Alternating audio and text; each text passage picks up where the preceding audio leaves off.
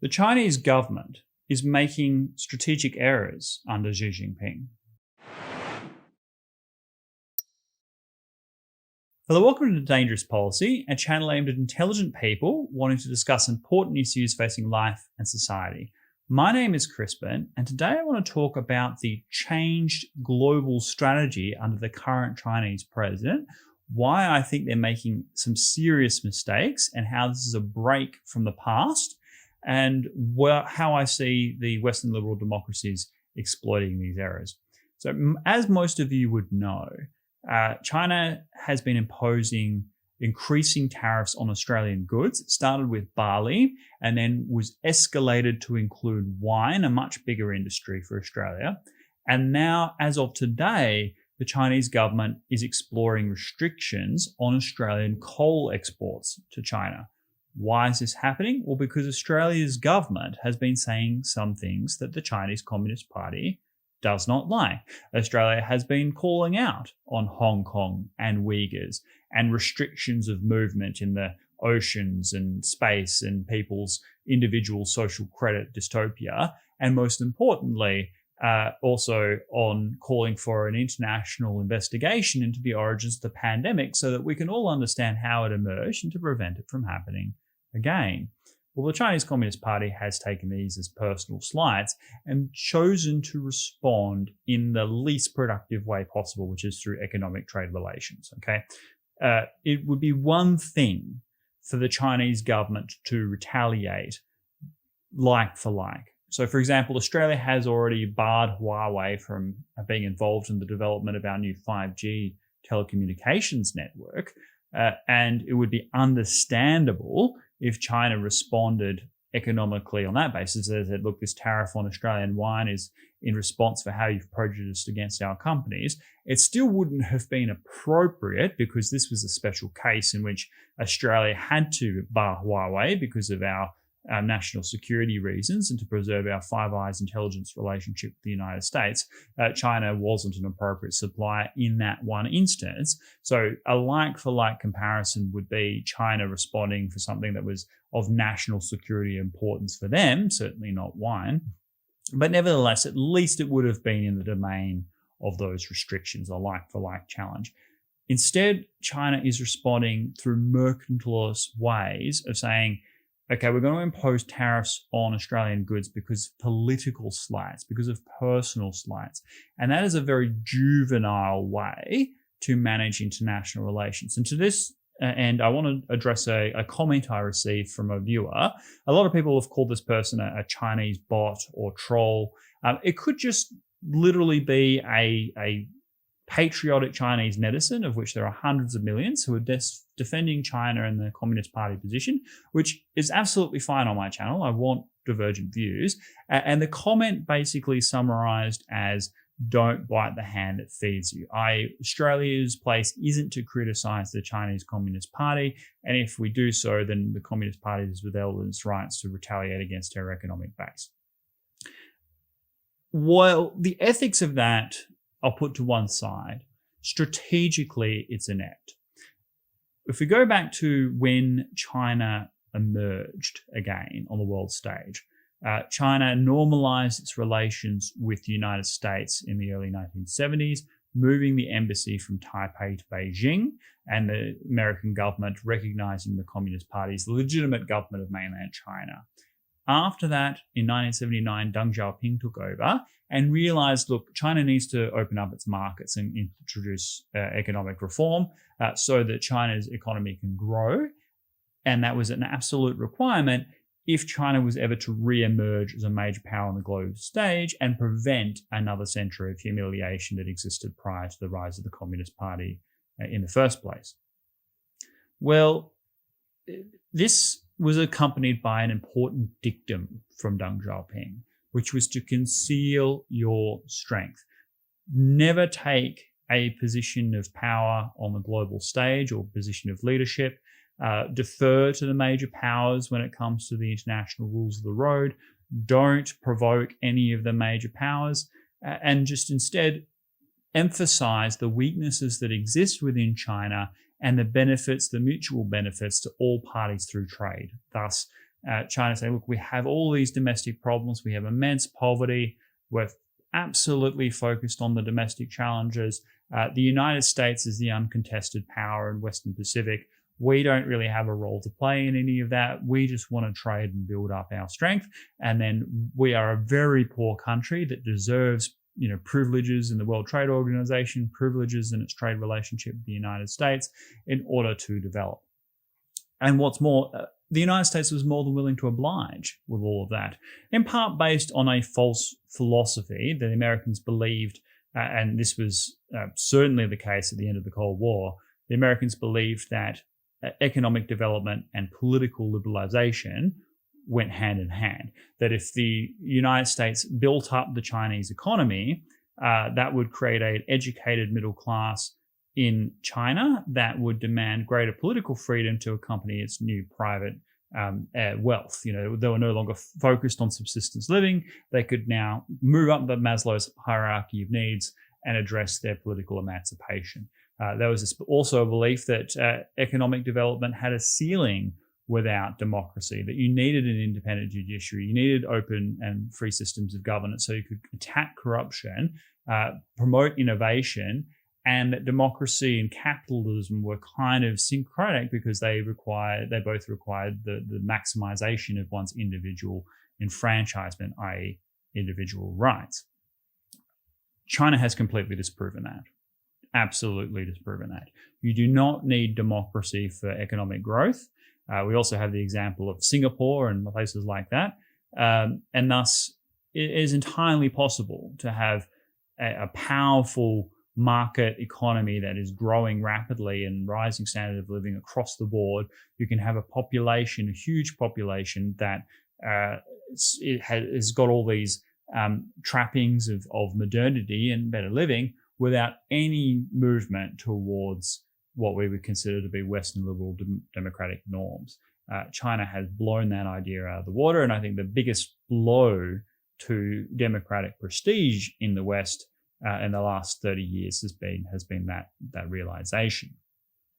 Nevertheless, China's grand strategy held firm, and then when Hu Jintao took over, China's economy was visibly growing. It had gone through several decades of uninterrupted compounding economic growth and was hosting the 2008 Olympics and then did very well after the GFC as well. So China could no longer be seen as this little baby on the world stage with all these anemic problems, the aging population, environmental disaster, low education population, all of that. They could no longer play that up to the same degree. What they would instead say is peaceful rise. That was the new dictum. It says, yes, China is re-emerging on the world stage. China is growing, but China doesn't wage any foreign interventionist wars. China doesn't have major territorial disputes with, global powers. China is simply trying to develop and improve its standard of living, and we are still absolutely focused on our domestic challenges. We don't have any interest in rocking the boat on the world stage, and we don't have any problems with the United States unless Taiwan does something crazy like move for independence or there's an issue on the peninsula. In general, we were happy to work with our neighbors.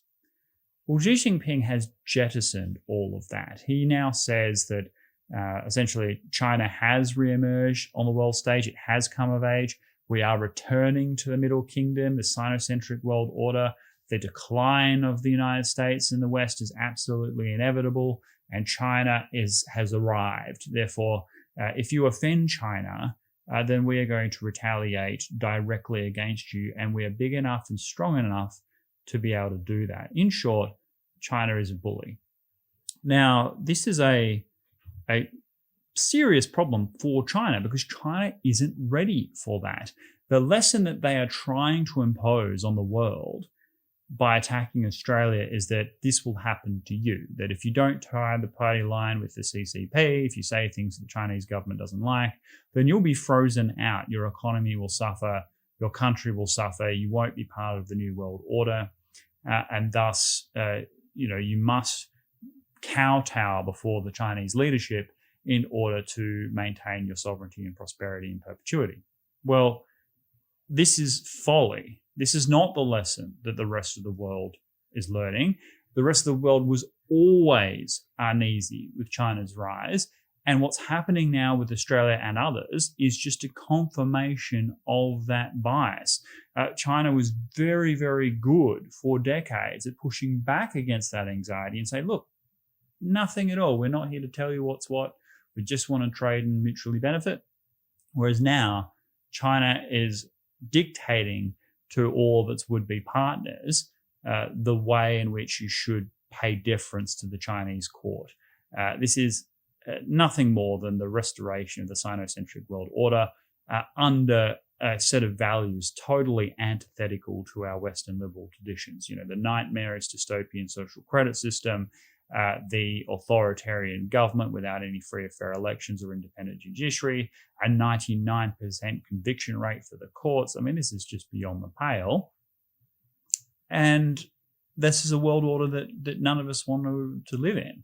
And so the other countries out there, they're looking at what's happening to Australia, and instead of going, oh my goodness, I'm going to pay deference to the Chinese Communist Party, they're saying we have to diversify our economies and move away from any dependency on China to prevent the same thing from happening to us. And that can only come back harmfully on China. If we think about the One Belt, One Road initiative that relies on cooperation from all these European countries.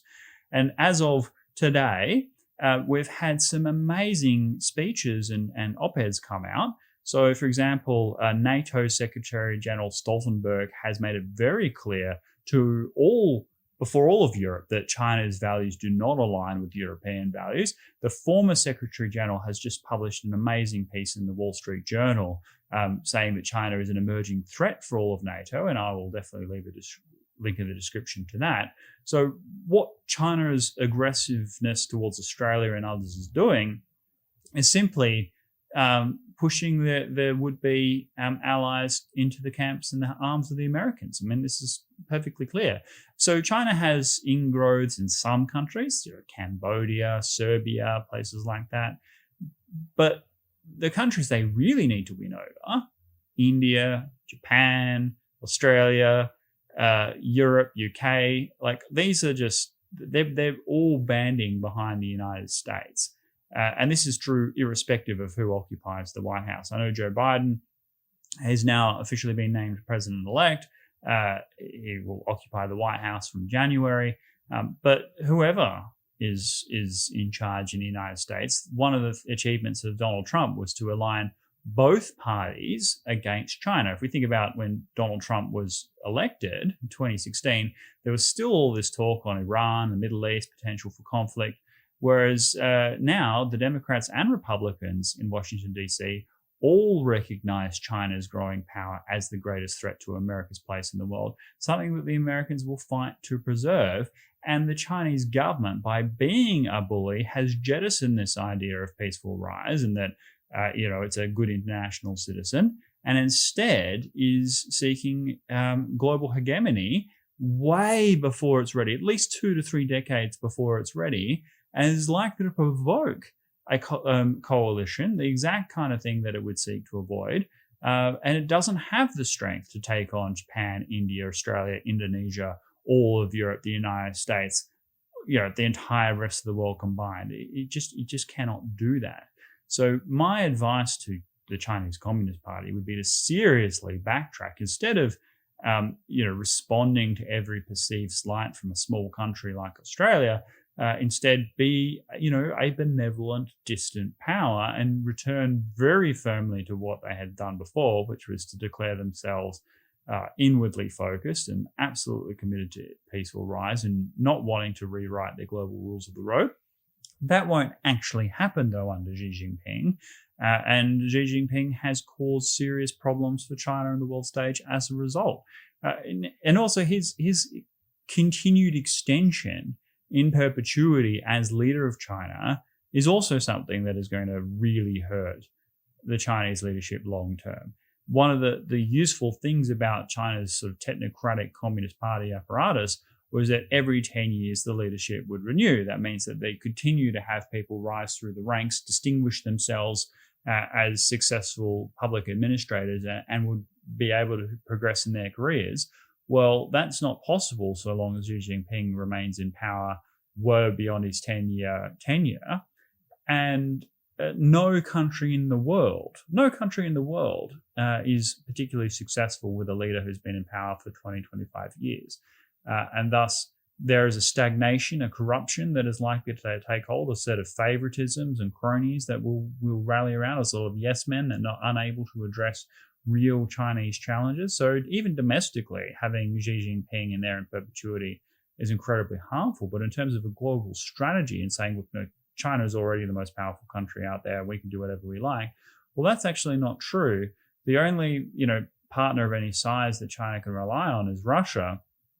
And Russia itself, the Russians, deep in their own soul, while they have a very close relationship with China and resist what they see as American global dominance, they too see themselves as a European nation. European history, music, architecture, stories, narrative, origins, and they would prefer to see the Europeans successful in the 21st century, even at the expense of China.